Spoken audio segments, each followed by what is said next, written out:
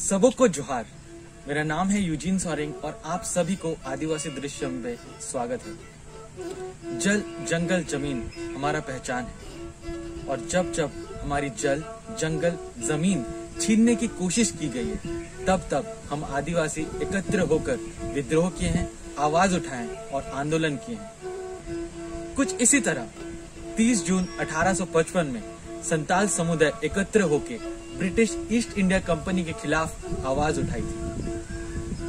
आज संताल हुल के उपलक्ष्य चलिए हम मिलकर समझते हैं संताल हुल क्यों हुआ था, कैसे हुआ था और हम उससे क्या सीख सकते हैं। दोस्तों, संताल हुल समझने के लिए हमको उसके पहले का इतिहास को समझना पड़ेगा। ब्रिटिश ईस्ट इंडिया कंपनी के शासन से पहले मुगलों का शासन भारतवर्ष में था।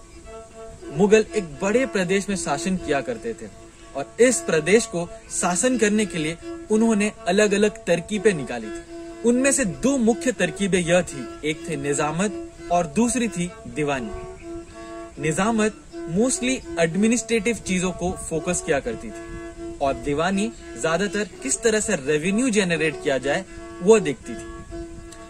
मुगल साम्राज्य धीरे धीरे काफी बढ़ने लगा और मुगल सम्राटों को दिक्कत होने लगी कि किस तरह से टैक्स कलेक्ट करेंगे, तो उन्होंने जमींदारी सिस्टम की शुरुआत की। इस जमींदारी सिस्टम में यह देखा गया कि काफी सारे जमींदार आए जो सोचते थे कि यह जमीन उनको बिलोंग करती है।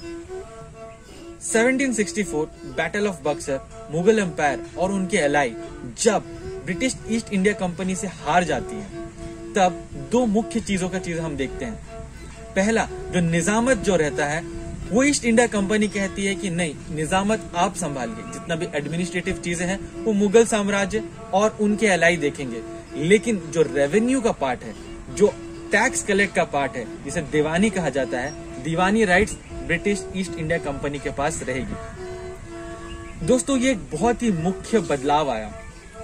इस दीवानी राइट पाने के बाद ब्रिटिश ईस्ट इंडिया कंपनी बहुत ही ज्यादा लोकल्स पे बहुत जुल्म करने लगी, विशेष करके वहां के जो आदिवासी थे। ब्रिटिश ईस्ट इंडिया कंपनी ने दो नए लॉ लाए लैंड को लेके, टैक्सेशन को लेके। पहला, जो पहले गवर्नर जनरल थे वॉरेन हास्टिंग, उन्होंने 5 ईयर सेटलमेंट लाया। इसके दौरान जितने भी जमींदार थे उनमें एक बोली लगेगी और जो जमींदार यह बोलेगा कि मैं सबसे ज्यादा टैक्स कलेक्ट करके लाऊंगा, उसी को वो एरिया दिया जाता था। ये ज्यादा चला नहीं। इसके बाद लॉर्ड कॉर्नवेल 1793 में परमानेंट सेटलमेंट एक्ट लेके आए। ये एक बहुत ही इम्पोर्टेंट चीज था।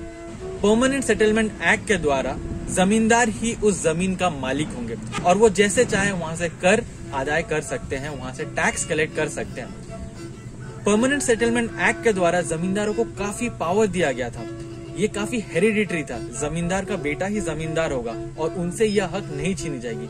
ये हक तब तक उनके पास रहेगी जब तक जमींदार ब्रिटिश ईस्ट इंडिया कंपनी को टैक्स देते रह रही है। दोस्तों, परमानेंट सेटलमेंट एक्ट के द्वारा हम और भी जुल्म बढ़ता हुआ देखते हैं। परमानेंट सेटलमेंट में एक पर्टिकुलर अमाउंट फिक्स किया जाता था टैक्स का, और ये अमाउंट टैक्स का काफी हाई रहता था और इस हाई टैक्स अमाउंट को कलेक्ट करने के लिए जमींदार बहुत सारे इलीगल मेथड्स यूज करते थे टैक्स कलेक्ट करने के लिए। अगर हम ठीक से देखेंगे तो 3 तरह के लोग थे जो आदिवासियों पे शोषण किया करते थे। पहला, जमींदार, दूसरा साहूकार और तीसरा जो लोकल ट्रेडर्स हुआ करते थे। जमींदारों को लगता था कि ये जमीन उनकी है और आदिवासी जो भी अनाज उपजाते थे वो आधा से ज्यादा अनाज टैक्स के हिसाब से ले जाते थे। टैक्स ना जमा करने पर वो अलग अलग तरीके से उनके शोषण करते थे, उन पे अत्याचार करते थे। जो साहूकार होते थे ये आदिवासियों को अलग अलग टाइम पे पैसा दिया करते थे। आदिवासी लोग विशेष करके बारिश के मौसम में साहूकारों से पैसा लिया करते थे। पैसा का रेट ऑफ इंटरेस्ट इतना ज्यादा था कि उसको रीपे करना बहुत मुश्किल होता था। रीपे ना करने पर उन पे जुल्म किया जाता था और आधा से ज्यादा समय उनकी जमीनें ले ली जाती थी। दोस्तों, आदिवासी जो अपना अनाज उपजाते थे वो बेचने के लिए लोकल मार्केट में ले जाते थे। वहाँ जो लोकल ट्रेडर्स होते थे उनको वो कम दाम में खरीदते थे, बहुत कम दाम में खरीदते थे और बाहर कैलकाटा ले जाते थे, मुर्शिदाबाद के जरिए वहाँ पे हाई रेट में बेचते थे। इस तरह से जुल्म धीरे धीरे बढ़ता गया। आदिवासियों का जल, जंगल, जमीन उनसे बहुत मात्रा में छीनी गई। आदिवासी लोग इस तरह का जुल्म के खिलाफ काफी बार आवाज उठाए थे और उनका कंप्लेन कोर्ट तक ले गए थे। दो लोग थे, नरसिंह माझी और कुंदरू माझी। उन्होंने कमिश्नर ऑफ भागलपुर के यहाँ कंप्लेन किया था कि किस तरह जो महाजन हैं और जो लोकल ट्रेडर्स हैं उनको शोषण कर रहे हैं, पर 8 महीना बीतने के बाद भी कोई असर नहीं हुआ। इस तरह से धीरे धीरे काफी मात्रा में अलग जगहों पे जुल्म बढ़ने पर संथालों ने निर्णय लिया कि वो विद्रोह करेंगे और 30 जून 1855 ईस्वी में सिद्धो कान्हो, चांद भैरव, फूलो जानो के नेतृत्व में हुल का निर्णय लिया गया।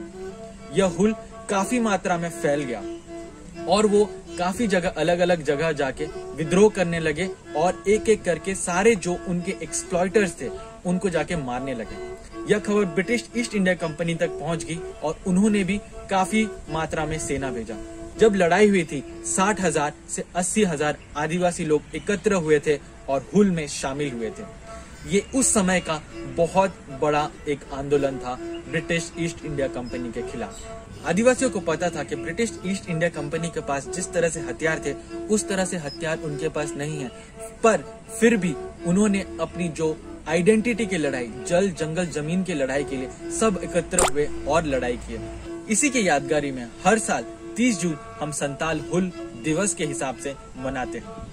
दोस्तों, संताल हुल से हमें बहुत कुछ सीखने को मिलता है। पहला कि किस तरह से हमें अन्याय के खिलाफ आवाज उठाना है, पहचानना है कि हमारे साथ क्या गलत हो रहा है और एकत्र होके उसके खिलाफ आवाज उठाना है। संताल हुल हमें एकत्र होके, संगठित होके लड़ाई करने को भी सिखाता है। इसके साथ साथ हमारे अंदर आत्मविश्वास, खुद पर विश्वास करने को भी बहुत सिखाता है। मैं आशा करता हूँ कि यह वीडियो आप सबको इंस्पायरिंग लगा होगा। अंत में मैं ये कहना चाहूंगा, हुल अभी भी जारी है और हमें हमारी हक की लड़ाई जरूर लड़ना है। धन्यवाद।